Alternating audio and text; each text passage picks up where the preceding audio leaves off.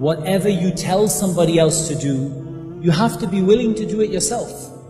And so one of the first things you have to be willing to do is you yourself need to be willing to put the phone down. And recently I've taken to putting my phone on Do Not Disturb for 23 hours a day. I only have it open for 1 hour a day.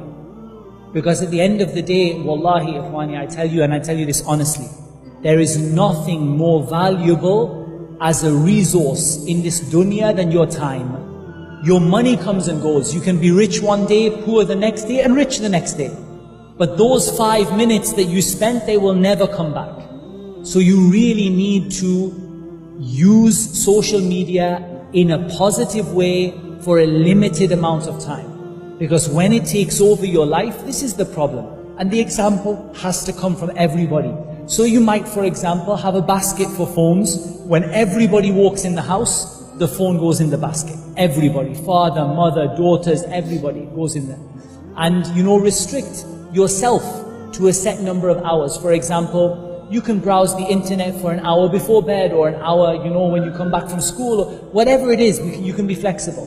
But give yourself some limits that everybody in the house adheres to. There's no point saying to your daughter, my daughter, don't be on the iPad while you have your iPhone in one hand. And you're going through and saying, my daughter, I don't want you to be on the iPad. You yourself have to be willing to give that up. You have to be willing to stop that. And I think also, it's really important to ask yourself what you want to achieve out of something. If you are wanting to, for example, benefit with some dawah activities or something beneficial or learn some beneficial knowledge, then, give yourself a target. But just browsing the internet is almost always a waste of time. Just browsing for the sake of browsing. Have a purpose. Your purpose might be, I want to learn something, I want to learn something beneficial. We know there are good Facebook accounts that post reminders, good Twitter messages.